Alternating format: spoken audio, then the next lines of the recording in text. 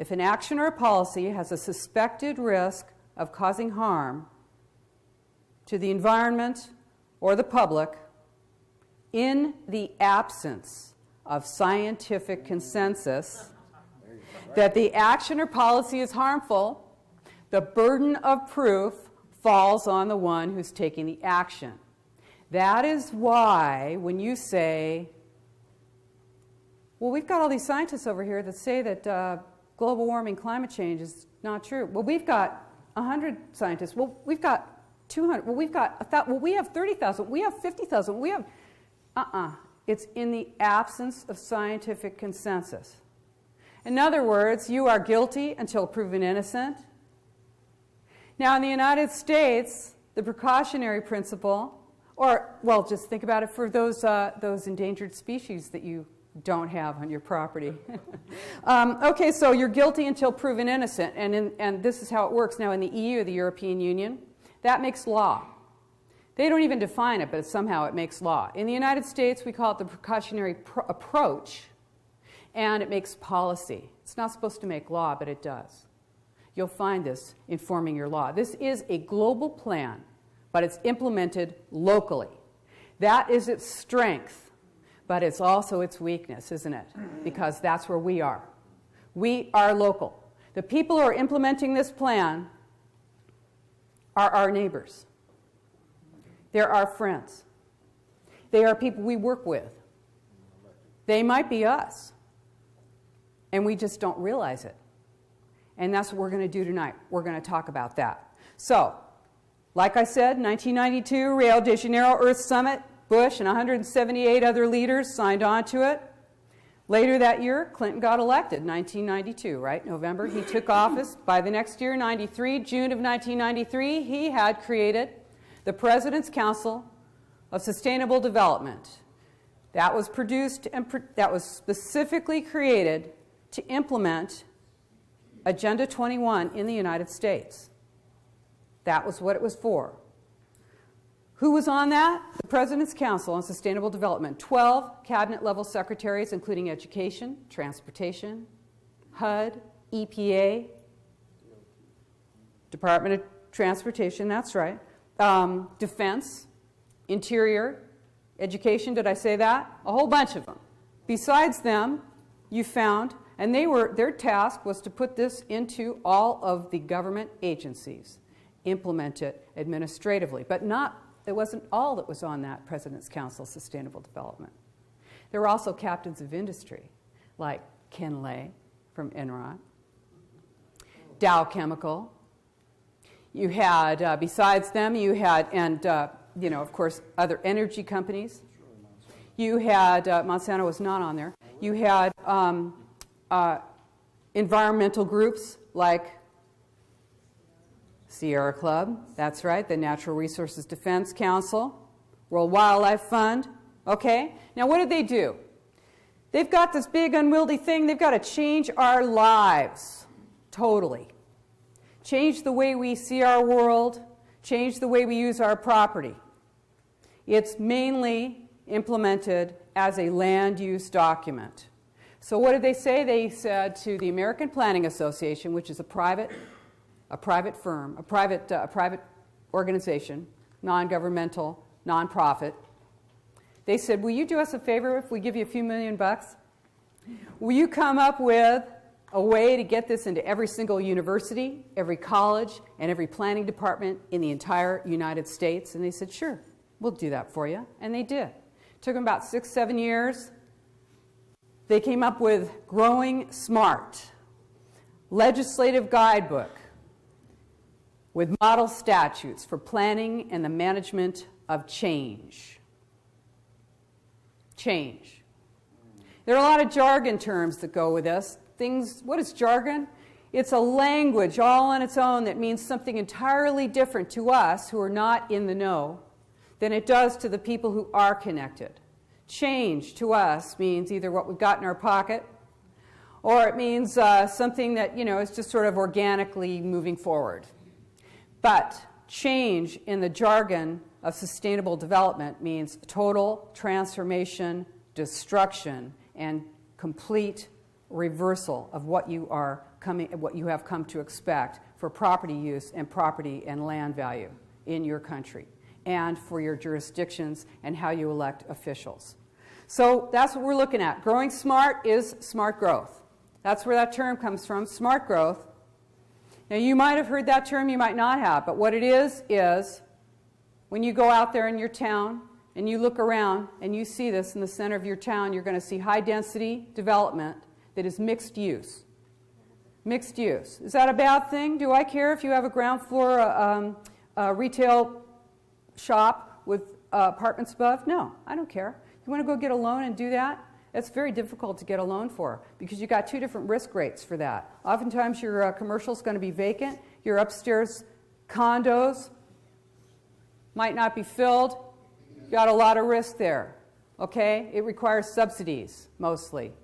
You will find that your property tax and your transportation tax dollars are going to subsidize private development. So that's what it is, smart growth. Ground floor retail, 12 feet high, built right to the edge of the sidewalk. Right above that, 2 to 3 or more stories of residential condos or apartments above. In an alley around the back, you've got parking accessibility for 1 vehicle per unit or less. Around the front, you've got down the street a line painted for a bike lane. Or you might have that train that doesn't really exist but is taking your half-cent or quarter-cent sales tax from now until the choo-choo blows. You've got, and maybe you have a bus. Okay, so there's you're looking at transit villages now. You thought you lived in a town, but now you are going to find that you have human habitation in a transit village. Growing smart. Growing smart. Legislative guidebook with planning, with model statutes for planning and the management of change. Okay, now you thought if you work for a city or a county, or if you're elected official and you get your planners come before you and they hand you some ordinance or statute or something, some new law that they didn't come up with that. That comes out of a box of laws and statutes. An incremental box for where you want to move to tighter and more restrictive rules for what you can do with your property. So by 2002, every single planning department in the entire United States, every college, every university had this book on their shelves. Now, I didn't bring the whole book with me because it weighs 12 pounds. But I brought the cover of it. It's in here somewhere. I'll show it to you in a minute when I find it. Here it is. This is the cover. If you're an elected official, I invite you to go into your planning department and take a look at this book. It is there. What else did they do, the President's Council on Sustainable Development? They said, you know, the people of the United States are not going to be too happy when they find out about this. They're just not going to like it. So what are we going to do? We got to get them to get on board with it. We need a whole new way of thinking. So there was another book that they did. It's called Sustainable America, A New Consensus. Now, consensus, you know what consensus is. It's agreement of all parties. If we all get together in this room, we want to do something, we're going to hear from everybody, we're going to work it out, we're going to stay in here all night until we all decide on something. That's consensus, right? But a new consensus is neutralization of the opposition. Neutralizing your enemies. That's what you're going to see in your government meetings. That's your government at work. When you come into a meeting and you find police in the room, you find men with guns in the room because you might say something, well, that's a new consensus. Yeah. So, what is this about? You go to your visioning meeting, your BCC 2035, your visioning meeting. What's that all about? They use what's called the Delphi technique on you. That is the Rand Corporation mind control technique developed during the Cold War.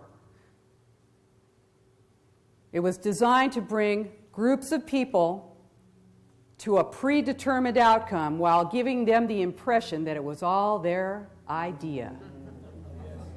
That's right. You're looking at it. Not now. I'm not doing it to you. But you're going to find that, no, I want you to think for yourself. I know there's people in here who don't like what I'm saying now. You'll have your chance. You can ask me any question, and I will stay here all night and answer every single question anybody has. This is not something I believe like with faith. This is something I know is true. Amen. Okay, so what does this mean? We're talking about what is it to live in a free country? I ask you, what makes us different from China, really? That is that we have the power to dissent and not be taken off to jail or killed. When they take that away from us, do we still have a free nation? When we're in a meeting and there are police officers on the walls and we are told that this is our plan, that you came up with this plan, that we're doing a visioning meeting, and it looks just like the same plan that is in every single city and town and county and state and nation. I'm talking about BCC 2035, looking just like, what does it look like? It looks like Imagine 2040, it looks like Imagine 2035, it looks like one Bay Area, it looks like one valley, one vision, it looks like 4 states, one vision, it looks like 6 counties, one vision, it looks like one New Zealand, it looks like Hanoi Regional Center 2035, Hanoi, Vietnam. Oh yeah. They do change the names of the streets, so it's not entirely the same. That's consensus. Neutralization of the opposition, that's you. So, just in case you think I'm making this up, here we go. What is this? This is this cute little book. It's called Rescue Mission Planet Earth, a children's edition of Agenda 21. Yes, that's right. Your children and grandchildren are being manipulated through outcome-based education. I had this little booklet. Where did it go? I want you to hear this. This is the little work booklet, children's activity booklet. It says, turning Agenda 21 into action is a big challenge for us all. Thousands of people at the United Nations and in governments are working on it. This booklet will show parents and educators how children can be a part of this work. Yeah, by Boutros Boutros-Ghali of the United Nations and the children of the world. As I say, I bet they're getting their royalties. So the idea, taking it back to greenhouse gases, because that's where we're at. This is the justification, this is the explanation, this is why, this is the whole big thing. We're destroying the planet, we've got to deal with it. The idea is that life in the suburbs and the rural areas is unsustainable because we produce too many greenhouse gases. It's that evil sprawl. That's where you live. In fact, that's where most of your state is. That's what your state is, except for your 4 towns.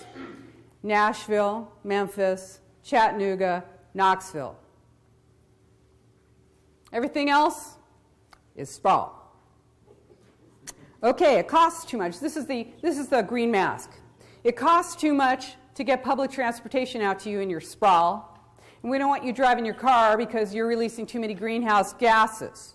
So that's the justification for moving everyone into the dense city centers where you can be managed and controlled.